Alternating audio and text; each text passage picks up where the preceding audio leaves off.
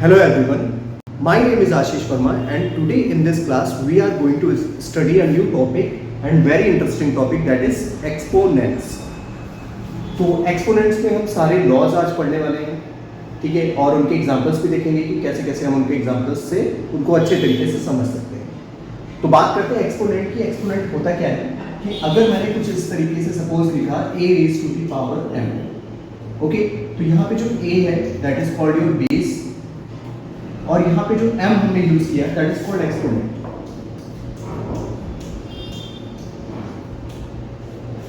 ठीक है, अब जैसे सपोज मैंने लिखा यहाँ पे, एक एग्जांपल से समझते हैं इसको, कि अगर मैंने लिखा 2 की power 2 raise to the power suppose 3 लिखा, तो व्हाट डज इट मीन, इसका क्या मतलब है? इसका मतलब है 2 यहाँ पे बेस है और ये जो 3 एक्सपोनेंट है इसका, ये हमें ये बता रहा है we have to multiply 2 3 times. Okay, if you multiply 2 3 times then we will get our answer. ठीक है, तो यहाँ पे इसका मतलब यही है कि अगर 2 की पावर 3 है, यानी कि इस तरीके से हमें एक एक्सपोनेंट फॉर्म में दे रखा है, तो जो भी एक्सपोनेंट है उसको, उस नंबर को, बेस को हमें उतने टाइम्स मल्टीप्लाई करना है। अब यहाँ पे काफ़ी सारे लॉज होते हैं जो हमें क्या करते हैं, हमारे लिए क्वेश्चंस को सॉल्व करने में उनको बहुत ईजी बनाते हैं। तो एक एक करके सारे लॉज को हम यहाँ पे समझते हैं। तो सबसे पहले अगर मैं लॉ की बात करूं, तो सपोज अगर हमें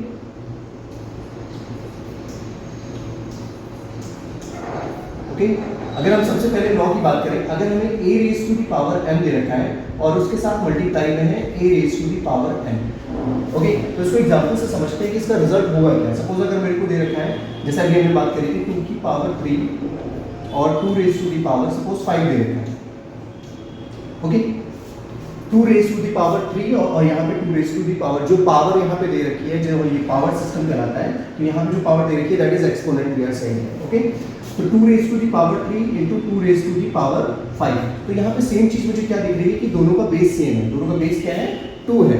तो हम इसको जब सॉल्व करेंगे, एक्चुअल में इसको हम जब लिखेंगे तो क्या लिखेंगे, 2 को मुझे 3 टाइम्स मल्टीप्लाई करना है, और नेक्स्ट वाला टर्म क्या कह रहा है, 2 को मुझे 5 टाइम्स मल्टीप्लाई करना है।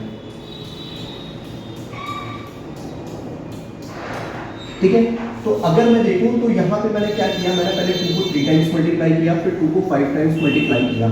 तो हम इसको सिंपली इस तरीके से भी लिख सकते हैं कि एक्चुअल में हमने 2 को यहाँ पे कितने टाइम्स मल्टीप्लाई किया, दैट इज 8। तो ये 8 आया कैसे, तो ये 8 आया आपका 2 रेज टू दी पावर जो 3 था, इसमें हमने 5 वाला एक्सपोनेंट ऐड कर दिया, यानी कि हमने दोनों एक्सपोनेंट्स को ऐड कर दिया। तो यहाँ पे जो 2 रेज टू दी पावर 3 है into 2 raise to the power 3 है, एक्चुअल में ये क्या है, 2 raise to the power 3 plus 5।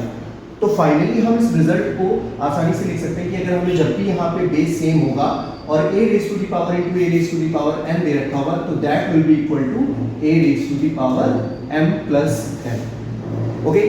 तो इस रिजल्ट को हम यूज करके अपने क्वेश्चंस को इजीली सॉल्व कर सकते हैं। नेक्स्ट देखते हैं, नेक्स्ट जैसे अगर हमारा सेकंड लॉ देखते हैं, तो सेकंड लॉ क्या कहता है कि अगर यही चीज हमें डिवाइड में दे रखी है, a raise to the power m divided by a raise to the power, यहाँ पर भी दोनों की बेस सेम है, ओके। तो अगर इस तरीके से दे रखा है तो हमारा रूल क्या कहता है कि a raise to the power that will be equal to m minus n। अगर मल्टीप्लिकेशन में है तो पावर्स ऐड हो जाएंगी, और अगर डिवीजन में है तो एक्सपोनेंट्स क्या हो जाएंगे, सब्ट्रैक्ट हो जाएंगे, लाइक दिस, ओके। इसको भी एक एग्जांपल से समझते हैं। जैसे अगर मुझे 3 रेज टू दी पावर 4 दे रखा है और नीचे दे रखा है 3 रेज टू दी पावर 2, ठीक है, छोटी छोटी पावर लेते हैं क्योंकि हमें एग्जांपल्स ले रहे हैं, तो मेरे को 3 को मल्टीप्लाई उसको लिखना भी पड़ेगा। अगर हम ज़्यादा बड़ी पावर लेंगे तो मुझे उसको उतनी बार नहीं मल्टीप्लाई करना पड़ेगा, ठीक है। तो मैंने 3 को 4 टाइम्स मल्टीप्लाई कर दिया, क्योंकि यही आपका यहाँ पे कह रहा है सिस्टम कि बेस 3 है और एक्सपोनेंट इसका 4 है, तो 3 को 4 टाइम्स मल्टीप्लाई कर दो। नीचे क्या कह रहा है, तो 3 को 2 टाइम्स मल्टीप्लाई कर दो। तो हमने देखा यहाँ पे 2 3 तो कैंसिल आउट हो गए, फाइनली हमारा क्या बचा, that is 3 raise to the power 2, और वी कैन से 3 into 3, यानी कि 3 रेज टू दी पावर 2 बचा। अब ये 3 raise to the power 2 actual में आया क्या है, ये है एक्सपोनेंट्स को सब्ट्रैक्ट करके, यानी कि 3 raise to the power 4 minus 2, okay, 3 raise to the power 4 minus 2, इस तरीके से ही आया। तो ये लॉ हमें क्या बताता है कि जब भी डिवीजन में होगा बेस सेम होंगे तो हम पावर्स को क्या कर देंगे, सब्ट्रैक्ट कर देंगे, okay. Now coming to the next law, okay, suppose third law देखते हैं। थर्ड लॉ क्या कहता है, a raise to the power अगर m है और उसकी पावर n है, तो यहाँ पे क्या होगा, तो यहाँ पे क्या हो जाएगा, ये दोनों जो एक्सपोनेंट्स हैं ये दोनों मल्टीप्लाई हो जाएंगे and this can be written as a raise to the power m into n। इसको भी हम एग्जांपल से समझ सकते हैं। सपोज 5 की पावर 2 है और बाहर 5 की पावर 7 मतलब होल की पावर कितनी दे रखी है 7, ठीक है। 5 रेज़ टू दी पावर 2 है और होल की पावर कितनी है यहाँ पे 7। अब हमें इसको सॉल्व करना है और हमें देखना है कि कैसे ये दोनों पावर्स मल्टीप्लाई हो जाती हैं। तो एक्चुअल में ये क्या कह रहा है, ये कह रहा है अंदर वाला जो ब्रैकेट है, ब्रैकेट के अंदर जो लिखा है वो कह रहा है 5 को मैंने 2 बार मल्टीप्लाई किया, ओके। अब इसकी पावर 7 है तो इसकी पावर 7 मुझे पता है, एक्सपोनेंट 7 का मतलब क्या हो गया, we have to multiply this 7 times. तो अगर मैं इसको 7 टाइम्स मल्टीप्लाई करके लिखूंगा तो मुझे इसी को 7 टाइम्स लिखना पड़ेगा ना, लाइक दिस, समझ रहे हो। तो यहाँ पे 7 टाइम्स है तो मैं 7 टाइम्स लिखूंगा तो इट विल टेक टाइम, ठीक है ना। तो अगर हम देखें तो यहाँ पे एक्चुअल में 5 कितने टाइम्स आ गया, 5 यहाँ 2 टाइम्स है, यहाँ 2 टाइम्स, ऐसे 2 टाइम्स करके 7 टाइम्स आएगा। तो एक्चुअल में आ रहा है ये 5 रेज़ टू दी पावर 14 और ये 14 आया कैसे, दैट इज 2 into 7, यानी कि हमने यहाँ पे 2 और 7 का मल्टीप्लिकेशन किया, ओके। तो दैट इज आवर रिजल्ट, जिससे हम ये समझ सकते हैं कि ये लॉ जो है ये कैसे फॉलो होता है, ठीक है। तो जब भी किसी बेस की पावर कुछ दे रखी है और उस होल की पावर हमें कुछ दे रखी है तो हम उसको इस तरीके से लिखते हैं, ओके। कुछ बच्चे बहुत ज़्यादा कंफ्यूज हो जाते हैं इस चीज़ में। अगर हमें 5 रेज़ टू दी पावर 2 और उसकी पावर 7 दे रखी है, दिस इज डिफरेंट थिंग, ठीक है ना। यहाँ पे ये क्या कह रहा है, 5 रेज़ टू दी पावर 2 है और इस 2 की पावर 7, और अगर मैं ये लिख रहा हूँ 5 raise to the power 2 whole power 7, तो these both are not equal, ठीक है ना, ये दोनों बराबर नहीं है। ये यहाँ पे क्या कह रहा है कि ये 5 की पावर 2 है और ये सिस्टम 7 टाइम्स रिपीट होगा, लेकिन यहाँ पे ऐसा नहीं है। यहाँ पे कह रहा है 2 की पावर 7 को हमें पहले सॉल्व करना पड़ेगा, फिर 5 की पावर 2 देखेंगे, मतलब 5 की पावर जो भी बनेगा। तो पहले ये सिस्टम सॉल्व करना पड़ेगा, 2 रेज़ टू दी पावर 7 कितना होगा, फिर उसके बाद हम, तो this is actually equals to, अगर मैं इसको सॉल्व करके लिखूं तो 5 2 रेज़ टू दी पावर 7, तो 2 रेज़ टू दी पावर 7 कितना हो जाएगा, 2 टाइम्स 4, फिर 8 फिर 16 32 64 into 2, that will be equal to कितना हो जाएगा ये 128।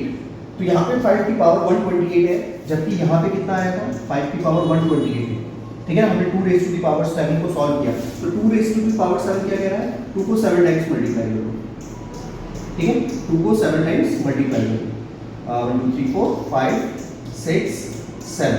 अगर मैं 2 को 7 टाइम्स मल्टीप्लाई करूंगा तो 4 हो गया, ये 8 हो गया, ये 16 हो गया, ये आपका 32 हो गया, ये 64 हो गया, ये 128 हो गया। तो this is actually equals to 128। तो ये जो सिस्टम है ये बता रहा है कि ये 5 की पावर 128 है, और यहाँ पे ये क्या बता रहा है, यहाँ पे ये बता रहा है 5 की पावर 14 है।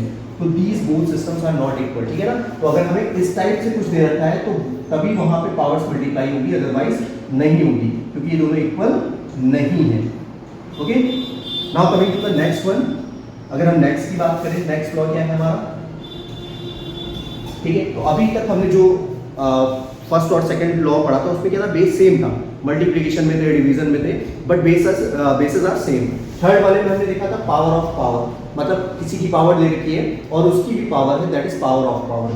फिर उसके बाद देखते हैं कि अगर बेस सेम नहीं है तो क्या होगा। जैसे अगर मुझे इस तरीके से देखना है, a की पावर m इंटू b की पावर m, तो यहाँ पे बेस सेम नहीं है, यहाँ पे बेस क्या है, a है, यहाँ पे बेस क्या है, b है, ठीक है। तो इस टाइप के क्वेश्चंस में क्या हो जाता है कि हम क्या कहते हैं, हम कहते हैं इसको कि this is actually equals to a into b raise to the power m, ठीक है। मतलब a की पावर m है, b की पावर m है, तो यहाँ पे क्या सेम है, यहाँ पे एक्सपोनेंट सेम है, ओके। यहाँ पे ये जो एक्सपोनेंट है that is m, this is same, ठीक है। तो हमने क्या किया, a इंटू b लिख दिया और उसकी पावर m लिख दिया। जैसे अगर मैं यहाँ पे लिखूँ 2 की पावर 3 और यहाँ पे भी मैंने लिख दिया 5 की पावर 3, ठीक है। तो अब मैं 2 की पावर 3 को अलग सॉल्व करूँ, 5 की पावर 3, खैर ये तो बहुत छोटी छोटी पावर्स है तो हम तो सॉल्व भी कर सकते हैं, लेकिन अगर मैं इसको डायरेक्टली लिखना चाहूँ तो this is actually equals to 10 raise to the power 3। कैसे हुआ ये, सिंपल, हमने वही लॉ यूज किया जो ऊपर वाला है। क्या हो जाएगा, 2 इंटू 5 लिखेंगे और उसकी पावर कितनी हो जाएगी, that will be equal to 3, ठीक है। तो ये क्या है, 10 रेज टू दी पावर 3 है, तो ये क्वेश्चन हमारे लिए इजी हो गया। मैं 2 रेज टू दी पावर 3 को सॉल्व करता, 5 रेज टू दी पावर 3 को सॉल्व करता, then we have to multiply, okay. Directly यहाँ पे मैंने कह दिया this is actually equals to 1000, ठीक है। हमारा डायरेक्टली आंसर आ गया। कैसे आया, जब हमने इस लॉ को यूज किया, ठीक है। इसी तरीके से ये डिवीजन में भी होता है। सपोज अगर यहाँ पे a की पावर m है और b की पावर m है, एक्सपोनेंट सेम है, बेसेस आर डिफरेंट, बट यहाँ पे क्या है, डिवीजन में तो हम इसको क्या लिख सकते हैं कि एक्चुअल में a डिवाइडेड बाय b है raise to the power m।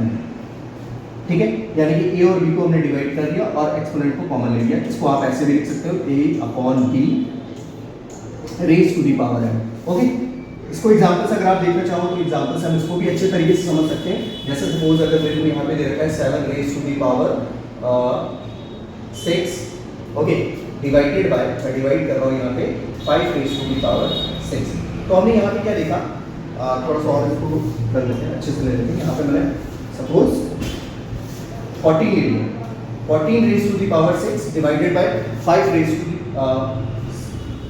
एक मिनट क्वेश्चन पर चेंज कर, हाँ, अगर हमें दे रखा है 14 raise to the power 6 divided by 7 raise to the power 6, okay, इस टाइप के क्वेश्चन को सॉल्व करना है। तो मैं क्या लिखूंगा, अगर मैं एक्चुअल में विदाउट एनी लॉ, अगर मैं इस लॉ को यूज नहीं करूँगा, ठीक है ना, और मैं डायरेक्टली सॉल्व करना चाहूँ तो मैं कैसे सॉल्व करूँगा, मैं 14 को 6 टाइम्स लिखूंगा, ठीक है ना, फिर डिनोमिनेटर में 7 को 6 टाइम्स लिखूंगा, ठीक है, फिर उसको सॉल्व करेंगे, तो इट विल टेक टाइम। लेकिन अगर मैं इस लॉ को यूज करूँगा तो this question will be easily solve with in seconds. Okay, कैसे हम करेंगे यहाँ पे, तो मुझे पता है कि लॉ क्या कहता है, 14/7 लिख दो और होल की पावर 6 लिख दो।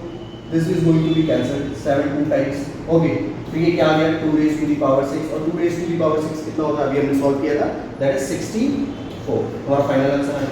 ठीक है, तो इस तरीके से हम लॉज को यूज करके जो भी एक्सपोनेंट्स के लॉज हैं उनको यूज करके अपने क्वेश्चंस को हम इजीली सॉल्व कर सकते हैं, क्योंकि अगर हम डायरेक्टली अगर पैटर्न को फॉलो करेंगे तो बहुत लेंथी हो जाते हैं।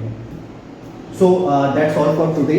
ये सारे लॉज हमें याद रखने हैं ताकि हम क्वेश्चंस में इनको अप्लाई कर सकें और अच्छे से सॉल्व कर सकते हैं। Okay, that's all for today, thank you, good bye.